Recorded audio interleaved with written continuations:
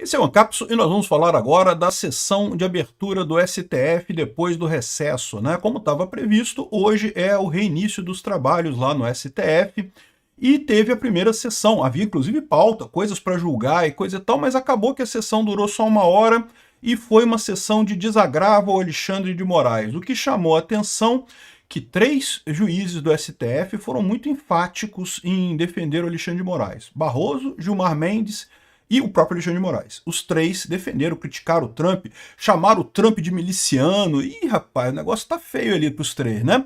O resto do STF ficou calado. Isso é tão importante quanto, né? Se imaginava que o Alexandre de Moraes falaria muita coisa, mas o que está acontecendo é aquilo que a gente falou, rachou a coisa.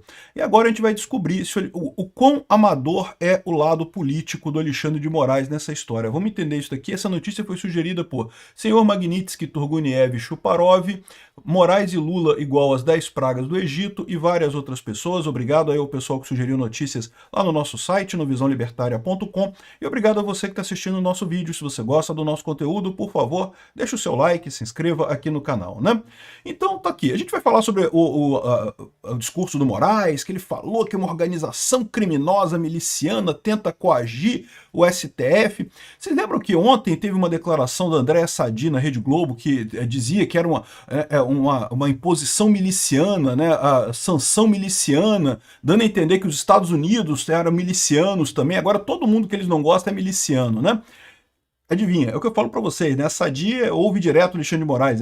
Esses jornalistas todos, quando falam que ministros do STF falaram não sei o que lá, ministros é o Alexandre de Moraes principalmente. De vez em quando é o Gilmar Mendes também. Muito mais raramente é o Barroso. O resto simplesmente não fala com jornalistas, né?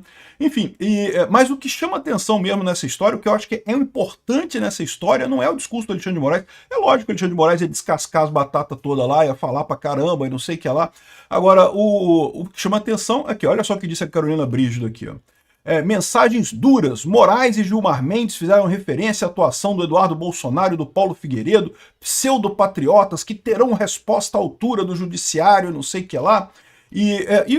Isso é um problema, porque, como eu vou falar para vocês, isso vai demonstrar cabalmente para o mundo que há perseguição. Por quê? Porque o que eles fizeram foi denunciar o caso lá no governo Trump. Quem tomou a decisão foi o governo Trump. Por que eles vão ser punidos nessa história, né? Ou seja, obviamente, o que está havendo nesse caso é perseguição política. É exatamente o ponto que eles disseram que o Alexandre de Moraes está fazendo perseguição política, né? Vamos ver qual vai ser a decisão que vão tomar em relação a esse caso. Lembra que esse caso está na mão do Alexandre de Moraes também, né? E vamos ver como vai ser a reação dos outros ministros, porque pode ser que o ministro defina alguma coisa, tome alguma decisão, mas talvez ele não tenha apoio do resto da primeira turma. Não sei como é que vai ser, né?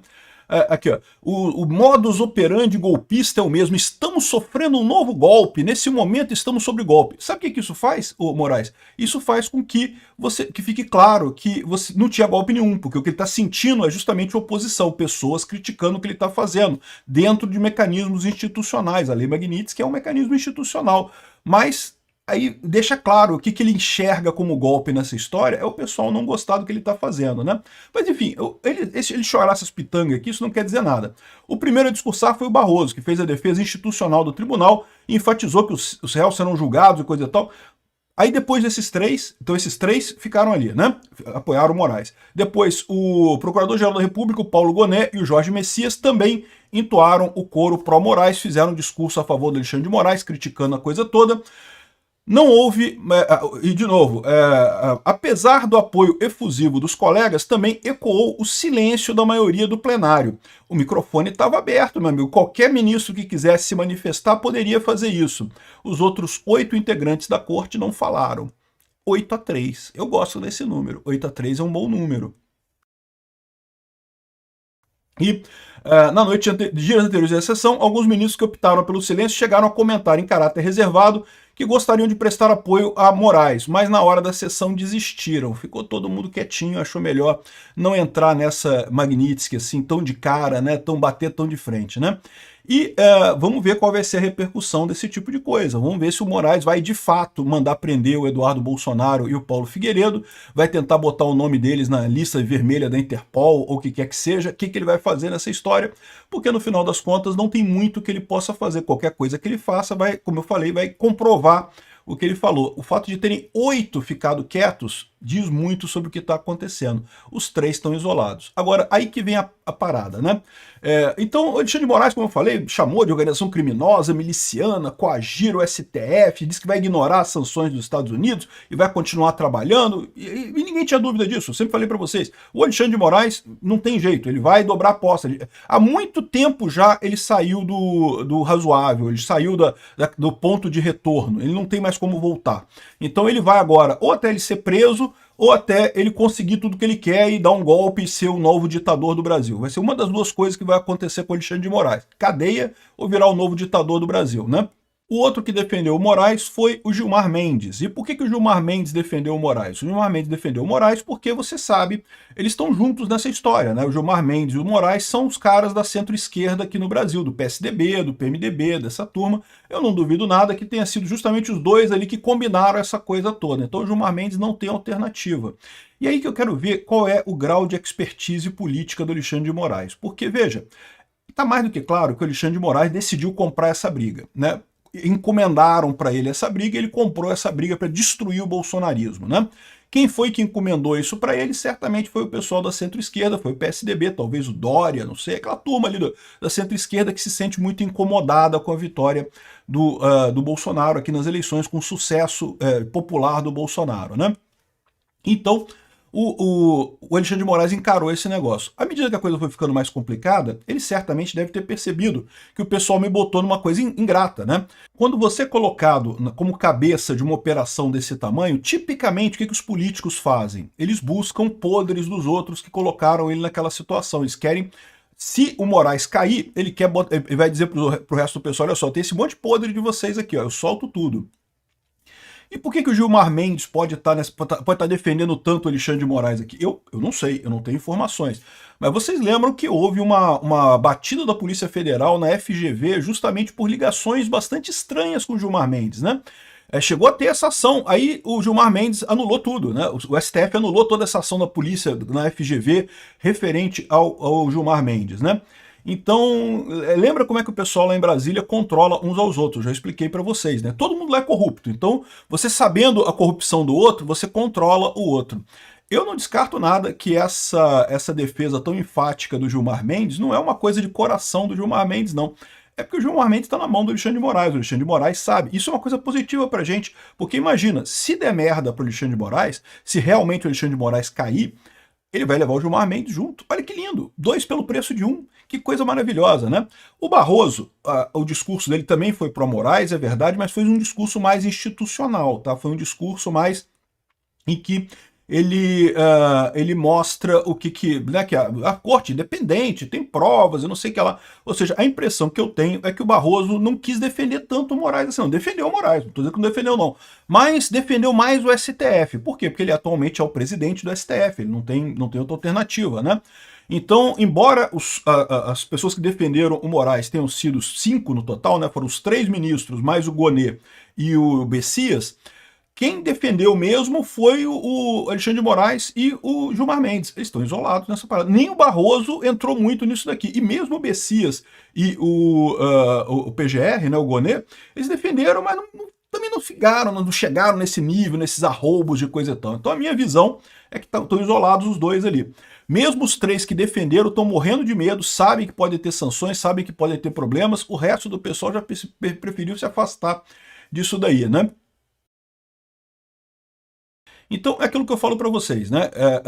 O Alexandre de Moraes, eu sempre digo aqui que o pessoal do Supremo descobriu política, um brinquedinho novo, né? São muitos especialistas em direito e coisa e tal, entendem muito de leis e coisa e tal, mas não entendem de política. Começaram a brincar com política ali, né? Olha só, a gente pode definir as coisas aqui, pode decidir as coisas que a gente acha certo pro Brasil e ninguém pode fazer nada, porque se entrar na justiça, a gente que vai decidir mesmo. Pronto, a gente pode fazer qualquer coisa. Olha que maravilha esse brinquedinho da política e coisa e tal. E o problema todo disso daí é que talvez eu esteja certo, talvez realmente eles sejam inocentes e não saibam fazer política. Ou talvez eu esteja errado. Talvez o Alexandre de Moraes saiba fazer política. E na verdade ele está nessa posição muito confortável porque ele pegou gancho de todo mundo, né? Pegou casos de corrupção de todo mundo, pegou informação que, né, compromete um monte de gente na República. E aí o pessoal que vier defender ele muito muito fortemente, como o Gilmar Mendes fez, né, a suspeita que levanta, pelo menos me pareceu, né, assim, me pareceu muito mais do que razoável essa defesa do Alexandre de Moraes, do Gilmar Mendes ao Alexandre de Moraes, né, me pareceu muito mais do que razoável, coisa de quem tem medo, né? Que se um cair, cai ele junto também, né? E assim, da mesma forma, deve ter um monte de gente enganchado. A gente sabe a forma como o Alexandre de Moraes controlou o Hugo Mota e o Alcolumbre, né? Foi claramente ameaçando casos de corrupção lá no Amapá, está investigando casos de corrupção no Amapá, na Paraíba e coisa e tal. Essa é a estratégia. E isso não é novidade, não, tá? Isso é a estratégia de todo mundo lá.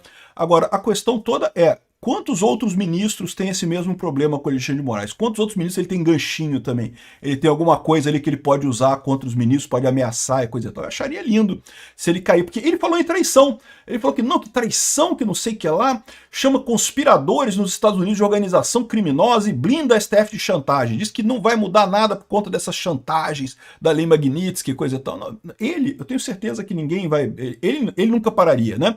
A questão é se os outros estão dispostos a comprar essa briga neste nível, né? E não só os outros, como também os empresários que apoiam essa turma, porque certamente eles estão sofrendo pressão de empresários também. Então essa é a situação. O discurso do Moraes foi muito duro, muito forte, mas ninguém esperava outra coisa dele, não faz diferença. O que chamou atenção foi o discurso do Gilmar Mendes, tipo, falando, me põe na Magnitsky também, que eu quero ir junto, porque senão o Xandão mostra meus podres aqui, aí eu vou me ferrar mais ainda, então quero entrar na Magnitsky também. Praticamente implorou o Gilmar Mendes. O Barroso eu achei que já ficou mais institucional. Foi favorável ao Alexandre de Moraes, mas de forma institucional, sem muita coisa, né? Falou em traição um monte de vezes, é verdade, ele está falando de traição aqui no sentido de que o Eduardo Bolsonaro teria traído o país. Mas o fato dele ter usado a palavra traição várias vezes no discurso, lembra, né? Esses discursos são pensados, cara. Ele falou traição várias vezes ali pro pessoal do STF. Ele talvez tenha ganchinho de outras pessoas. Ele tem um ganchão grande do Gilmar Mendes lá, talvez o caso da FGV, não sei, né? Mas pode ter ganchinho de outras pessoas também. Eu sei podre de vocês também. Quem tá me traindo aí, eu sei podre de vocês também, tá? Vamos ver agora se isso realmente acontece, né? Como é que vai ser essa jogada política do Alexandre de Moraes. Me pareceu totalmente isolado. Ficou ele e o Gilmar Mendes só defendendo a coisa, o resto do STF todo, o Barroso só protocolarmente, mas o resto do STF todo mundo calado, né? É lógico, só discurso não quer dizer muita coisa. Vamos ver como é que a coisa vai caminhar na prática quando eles começarem a tomar algumas decisões agora. Mas eu acho que o Alexandre de Moraes ficou isolado nessa, hein? Foi marcado para morrer pelos colegas, né? Ou seja, morrer no sentido lógico de político, né? O pessoal já decidiu aquilo que eu falei para vocês, que é a solução mesmo, é isolar o Moraes, botar a culpa toda no Moraes e salvar o resto do STF.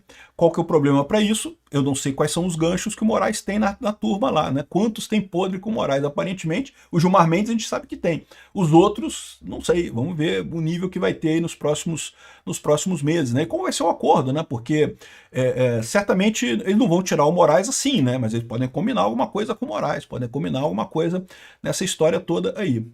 Tá ficando divertida essa coisa, o Moraes tá ficando isolado.